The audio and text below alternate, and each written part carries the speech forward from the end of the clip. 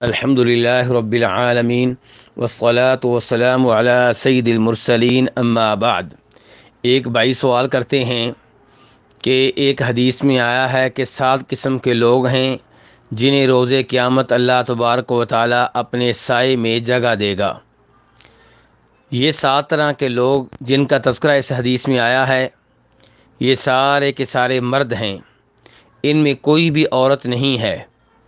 تو کیا یہ فضیلت اور یہ فضائل صرف مردوں کے لیے ہیں، عورتوں کا اس میں کوئی حق نہیں ہے؟ تو گزارش یہ ہے کہ یہ 7 قسم کے جو لوگ ہیں یہ کون کون سے ہیں، پہلے انہیں جاننے کی کوشش کرتے ہیں۔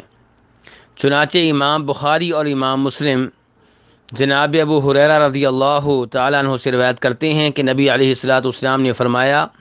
7 قسم کے لوگ ہیں جنہیں اللہ تعالیٰ اپنے سائے میں جگہ دے گا اس روز جس روز اللہ کے سائے کے علاوہ کوئی اور سایہ نہیں ہوگا۔ اور دوسری حدیث میں یہاں پہ یہ وضاحت آتی ہے کہ اس دن سورج لوگوں کے بہت قریب ہوگا اور لوگ اپنے اپنے گناہوں کے مطابق پسینے میں ڈوبے ہوئے ہوں گے۔ کسی کا پسینہ اس کی ایڑیوں تک ہوگا، کسی کا اس کے گھٹنوں تک ہوگا، کسی کا اس کے پہلوؤں تک ہوگا، کسی کا کندھوں تک ہوگا، اور کوئی مکمل طور پہ پسینے میں ڈوبا ہوا ہوگا۔ تو اس دن کے بارے میں اللہ تعالیٰ فرما رہے ہیں، اس دن کے بارے میں نبی علیہ الصلوۃ والسلام فرما رہے ہیں کہ 7 طرح کے لوگ ہیں جنہیں اللہ رب العزت اپنے سائے میں جگہ دے گا۔ یہ 7 قسم کے لوگ کون کون سے ہیں؟ نمبر 1 فرمایا الامام العادل، وہ حکمران، وہ خلیفہ، وہ بادشاہ جو اپنی پبلک کے مابین، اپنی رعایا کے مابین عدل و انصاف کرتا ہے۔ نمبر 2 شاب نشأ فی عبادت ربی، وہ نوجوان جو اپنے رب کی عبادت میں پروان چڑھا، یعنی کہ جوانی اس کی اللہ کی عبادت میں گزری، اللہ کی اطاعت میں گزری۔ حالانکہ عام طور پہ وہ لوگ جو جوانی کی سیڑھی پہ قدم رکھتے ہیں گمراہ ہو جاتے ہیں، بعد میں اصلاح ہوتی ہے، لیکن یہ نوجوان جو جوانی میں ہی اللہ تبارک و تعالیٰ کی عبادت میں دل لگائے ہوئے ہے، یہ ان 7 خوش نصیبوں میں سے ایک ہوگا جسے روز قیامت اللہ تعالیٰ سایہ دیں گے۔ تیسرے نمبر پہ فرمایا وَرَجُلٌ قَلْبُهُ مُعَلَّقٌ فِي الْمَسَاجِدِ، وہ آدمی جس کا دل مسجدوں میں لگا ہوا ہے، مسجدوں میں اٹکا ہوا ہے، یعنی کہ اسے اللہ کی گھروں سے، اللہ کی مسجدوں سے محبت ہے، وہ چاہتا ہے کہ میں مسجد میں بیٹھ کے تلاوت کروں، دعائیں کروں، نمازیں پڑھوں۔ اور چوتھے نمبر پہ وَرَجُلَانِ تَحَابَّا فِي اللَّهِ اجْتَمَعَا عَلَىٰ ذَلِكَ وَتَفَرَّقَا عَلَيْهِ، وہ 2 نوجوان جو اللہ کی وجہ سے ایک دوسرے سے محبت کرتے ہیں، اللہ سے محبت کی بنیاد پہ وہ جمع ہوتے ہیں اور اسی محبت میں وہ الگ ہو جاتے ہیں، یعنی کہ محبت ان کی برقرار ہے کیونکہ اللہ کی وجہ سے ہے، مال کی وجہ سے نہیں ہے، کسی کے عہدے کی وجہ سے نہیں ہے، کسی کی خوبصورتی کی وجہ سے نہیں ہے۔ اس کے بعد فرمایا وَرَجُلٌ طَلَبَتْهُ امْرَأَةٌ ذَاتُ مَنصِبٍ وَجَمَالٍ فَقَالَ إِنِّي أَخَافُ اللَّهَ، وہ آدمی جسے کسی ایسی عورت نے گناہ کی دعوت دی جو معزز عورت ہے، خوبصورت ہے، لیکن اس آدمی نے اس کی دعوت کے جواب میں کہا انی اخاف اللہ، کہ میں گناہ کے قریب نہیں جاؤں گا کیونکہ میں اللہ سے ڈرتا ہوں۔ اس کے بعد آپ فرماتے ہیں وَرَجُلٌ تَصَدَّقَ أَخْفَىٰ حَتَّىٰ لَا تَعْلَمَ شِمَالُهُ مَا تُنْفِقُ يَمِينُهُ، وہ آدمی جو اس قدر پوشیدہ طور پہ صدقہ خیرات کرتا ہے کہ اپنے بائیں ہاتھ کو بھی پتہ نہیں چلنے دیتا کہ دائیں ہاتھ نے کیا خرچ کیا ہے۔ اس کے بعد فرمایا وَرَجُلٌ ذَكَرَ اللَّهَ خَالِيًا فَفَاضَتْ عَيْنَاهُ، وہ آدمی جو خلوت میں، تنہائی میں اپنے رب کو یاد کرتا ہے اور اللہ کو یاد کرتے کرتے اس کی آنکھوں سے آنسو جاری ہو جاتے ہیں۔ یہ 7 طرح کے لوگ ہیں جنہیں اللہ تبارک و تعالیٰ روز قیامت سایہ فراہم کرے گا، سایہ دے گا۔ اب ان 7 لوگوں پہ جو الفاظ استعمال کیے گئے ہیں وہ مردوں والے ہیں، عورتوں والے نہیں ہیں۔ اسی لیے بھائی نے سوال کیا ہے کہ کیا یہ فضائل مردوں کے ساتھ خاص ہیں، ان فضائل میں عورتوں کا کوئی حصہ نہیں ہے؟ تو گزارش یہ ہے کہ شریعت میں علماء کرام نے یہ اصول بیان کیا ہے، یہ ضابطہ اور قاعدہ بیان کیا ہے کہ عام طور پہ شریعت ایسے الفاظ استعمال کرتی ہے جو مردوں کے لیے ہوتے ہیں، لیکن ان الفاظ میں عورتیں بھی داخل ہوتی ہیں، الا یہ کہ کوئی اور دلیل مل جائے جس سے وضاحت ہو جائے کہ فلاں آیت میں یا فلاں حدیث میں عورتیں داخل نہیں ہیں، ان کا اس میں کوئی حصہ نہیں ہے۔ اس اصول کے تحت اس حدیث میں عورتیں بھی داخل ہیں۔ اگر کوئی نوجوان اللہ کی عبادت میں پروان چڑھے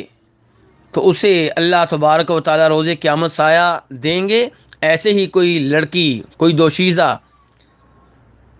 اللہ کی عبادت میں پروان چڑھتی ہے تو اسے بھی اللہ تبارک و تعالیٰ روز قیامت سایہ دیں گے۔ دو آدمی اللہ کی وجہ سے محبت کرتے ہیں، انہیں بھی سایہ ملے گا، ایسے ہی دو عورتیں اگر ایک دوسرے سے اللہ کی وجہ سے محبت کرتی ہیں انہیں بھی روز قیامت سایہ ملے گا۔ اگر کسی عورت کو کسی ایسے آدمی نے جو خوبصورت ہے، معزز ہے، معاشرے میں اس کی حیثیت ہے، کسی بڑے عہدے پہ فائز ہے، وہ گناہ کی دعوت دیتا ہے، لیکن وہ عورت گناہ کی دعوت ریجیکٹ کر دیتی ہے اور کہتی ہے کہ مجھے اللہ سے ڈر لگتا ہے، تو اسے بھی روز قیامت اللہ تعالیٰ سایہ دیں گے۔ ایسی کوئی عورت صدقہ خیرات کرتی ہے لیکن انتہائی خفیہ طریقے سے، ریاکاری سے بچتے ہوئے، شہرت سے بچتے ہوئے، حتیٰ کہ بائیں ہاتھ کو پتہ نہیں چلنے دیتی کہ دائیں ہاتھ نے کیا خرچ کیا ہے، اسے بھی روز قیامت اللہ تعالیٰ سایہ دیں گے۔ اور ایسے ہی کوئی عورت تنہائی میں اللہ تعالیٰ کو یاد کرتی ہے، خلوت میں اللہ تعالیٰ کو یاد کرتی ہے اور اس کی آنکھوں سے آنسو جاری ہو جاتی ہیں، اسے بھی اللہ تبارک و تعالیٰ روز قیامت سایہ دیں گے۔ لیکن اس حدیث میں یہ جو آیا ہے کہ اگر کوئی حکمران عدل و انصاف سے کام لیتا ہے اسے سایہ ملے گا، تو یہ مردوں کے ساتھ خاص ہے، کیونکہ دوسری حدیث سے وضاحت ہو چکی ہے کہ حکمران بننا یہ مردوں کا کام ہے، بادشاہت یہ مردوں کا کام ہے، عورتوں کا کام نہیں ہے۔ بخاری شریف کی صحیح حدیث ہے، نبی علیہ الصلوۃ والسلام نے فرمایا تھا کہ وہ قوم کبھی بھی کامیاب نہیں ہو سکتی، کبھی بھی فلاح نہیں پا سکتی جو اپنا حکمران کسی عورت کو بنا لے۔ تو اس سے پتہ چلا کہ یہ فضیلت کہ جو حکمران عدل و انصاف سے کام لے گا اسے اللہ تعالیٰ سایہ دیں گے، یہ مردوں کے ساتھ خاص ہے۔ ایسے ہی اس حدیث میں یہ جو آیا ہے کہ وہ مرد جس کا دل مسجد کے ساتھ لگا ہوا ہے، اٹکا ہوا ہے، اسے اللہ تبارک و تعالیٰ روز قیامت سایہ دیں گے، تو یہ بھی مردوں کے لیے، مردوں کے ساتھ خاص ہے، یہ بھی عورتوں کے لیے نہیں ہے، کیونکہ دوسری حدیث سے وضاحت ہوتی ہے کہ شریعت یہ چاہتی ہے کہ عورت گھر میں رہے، حتیٰ کہ اپنی نمازیں گھر میں ادا کرے، اس کی وہ نمازیں جو گھر میں ادا کرتی ہے مسجد کی نمازوں سے بہتر اور افضل ہیں۔ اس کی دلیل وہ حدیث ہے جسے امام احمد اور امام ابن حبان روایت کرتے ہیں جناب ام حمید الساعدیہ رضی اللہ تعالیٰ عنہا سے۔ وہ کہتی ہیں کہ میں نے نبی علیہ الصلوۃ والسلام سے گزارش کی کہ اللہ کے رسول، میں یہ چاہتی ہوں کہ میں آپ کے ساتھ نماز ادا کروں، آپ کی امامت میں نماز ادا کروں۔ آپ نے فرمایا ہاں مجھے یہ بات معلوم ہے، لیکن تمہاری وہ نماز جو محلے کی مسجد میں ادا کرو گی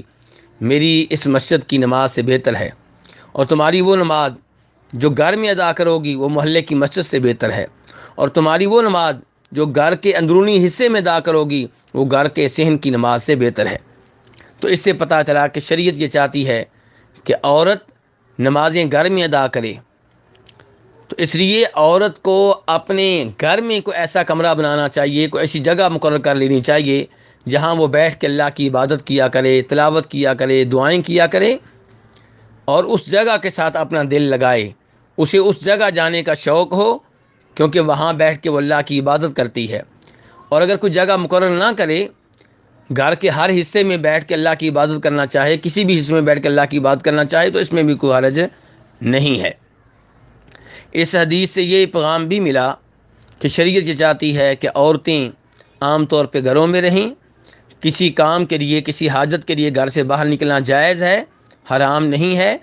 لیکن بہتر یہ ہے کہ عورتیں اپنا زیادہ سے زیادہ وقت اپنے گھر میں گزاریں، پردے کی حالت میں رہیں اور خامن کے ساتھ گزاریں، بچوں کے ساتھ گزاریں۔ وصلی اللہ تعالی علی نبی محمد و آلہ و صحبہ اجمعین۔